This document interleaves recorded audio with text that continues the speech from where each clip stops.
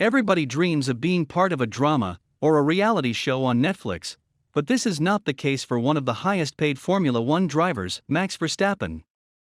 So, in this video, I will share with you why Verstappen doesn't want to be part of Drive to Survive on Netflix. But before we get into the video, if you are new here, please press the bell button to stay up to date and hold on tight, because we are going on a very informational journey. Why is it that Max Verstappen won't participate in the Netflix series Drive to Survive? Max Verstappen, the Red Bull driver and current Formula One champion, will not be part of the new season of Drive to Survive. And I know some of you were hoping he was. Meanwhile, there is speculation that the storyline of the fourth edition of the documentary will center on the title race between the Dutchman and Lewis Hamilton. Moreover, there will be a thrilling finale to the season in Abu Dhabi as Netflix focuses on the pair who entered the final race of the season on an equal points tally. Verstappen, however, overtook Hamilton on the final lap to end the Abu Dhabi Grand Prix in controversial circumstances. Meanwhile, race director Michael Masi was criticized after some cars were allowed to unlap themselves but others were not, allowing the maneuver to take place. It was this series that saw Verstappen win his first world championship. However, he will not be discussing it on Netflix's hit series. To how the show portrays drivers is the reason he won't appear in it. Lewis Hamilton, Verstappen's rival, has appeared in previous seasons of the show, but it hasn't been confirmed whether he will take part in the upcoming season, which is slated for release by the end of March. Aside from this, following the Abu Dhabi race, the British star has absented himself from public life and is said to be contemplating retirement from the sport. So, could it very well be the case that the rumor about this show is true, that Verstappen refused to take part due to the show's ability to fake rivalries to gain viewers? This is because we all know that competitions are much more interesting when there are rivalries. In addition to offering viewers behind-the-scenes footage of each Formula One season driver in the show, Drive to Survive offers exclusive interviews with the drivers, team principals, and other key figures throughout every campaign. Due to this, viewer interest in Formula One has soared following a series that has proven extremely popular with viewers. For instance, in a report from ESPN, the sports viewing figures increased from 547,000 viewers in 2018 to just over 1 million in 2021.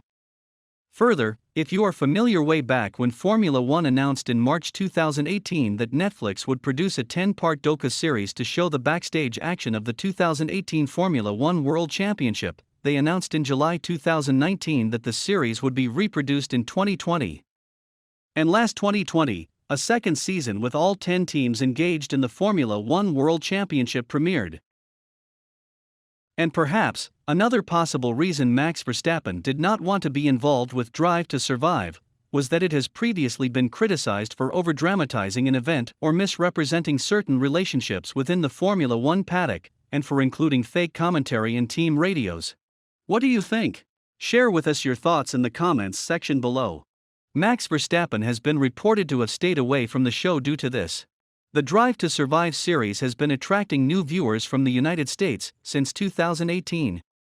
Although it has been of great influence on everyone's popularity, Red Bull star Verstappen believes the show emphasizes drama over reality and is edited and produced in a disingenuous manner.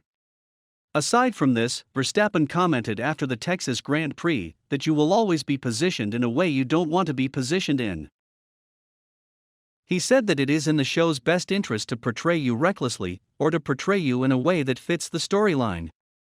As a result, he found that not only did he dislike that, but he also preferred a one-on-one interview with the person who wanted to know him. Maybe this was strengthened by the fact that the second season viewers of the hit show were unable to insulate themselves from the criticism that accompanied its depiction of a rivalry between Carlos Sainz and Daniel Ricciardo. And as he reflected on the series, Ricciardo described how there were some moments where he felt it was forced a little bit in the second season. Aside from Daniel Ricciardo, Carlos Sainz had also claimed that the series forced them to compete against each other. In his opinion, Netflix tried to create a rivalry between him and Sainz. But it never developed, and he does not consider himself a rival. Also, there was no grudge against Carlos. But he thinks Netflix wanted something, which is why they asked for information about Carlos. Since the series has always featured particular highlights of the sport, it stands to reason that the upcoming season will feature the greatest battle of last year, Max Verstappen and Lewis Hamilton's battle for the title. And that particular season's end promises to be a dramatic one, and fans are looking forward to hearing the opinions of other drivers. It might be the dramatic finale that captures most attention in the series, but some other dramatic experiences might be worth watching, including the Red Bull and Mercedes fallout and the restoration of Williams. To be honest, the title race between Max Verstappen and Lewis Hamilton would have been plenty compelling enough to justify a season of Drive to Survive on its own. On the other hand, it is said that one of the more bitter rivalries was between the two team bosses, Toto Wolff and Christian Horner, who sparred in their press conferences throughout the season. And this is because back in June 2021, Mercedes boss Wolff called Horner a whinger who likes to appear in public. With this, Silverstone, the Saudi Arabian Grand Prix, and the Abu Dhabi Grand Prix culminated in the bosses' rivalry. In a protest, Red Bull claimed that the damage costs from the crash exceeded €1.5 million. Then, Wolff and Horner are two of Drive to Survive's biggest stars, and after a season of sparring, we expect even more airtime for them. In the earliest seasons of Drive to Survive, Daniel Ricciardo was a fan favorite, and Season 1 covered his transition from Red Bull to Renault, and following a test in 2019, Season 3 saw him return to podium contention with a French marque. The Aussie moved on again for 2021, signing with the iconic McLaren team. Despite it being one of the most competitive cars on the grid, it wasn't easy for the Australian to adjust to the new car. Further, it appeared he was off the pace for the match of the season, as he fell behind young teammate Lando Norris in the standings. Just that would create fascinating viewing, and we can almost be certain Netflix's producers are going to want to see all of that through to the end, given how well the content in the Ricciardo series fared in seasons 1 to 3. As it stands, it was Daniel Ricciardo's surprise victory at the Italian Grand Prix. That stands out for it being a rare reminder of just how good he is at his best, as he found his form as Hamilton and Verstappen came to blows once again, and claimed his first win since 2018 and McLaren's first since 2012. In addition to this, Verstappen said he was relaxed and refuted rumors the Bahrain result had annoyed him. Due to misguided perceptions about him, Verstappen refused to participate in the Netflix Drive to Survive docu-series because he felt the show had portrayed him unfairly.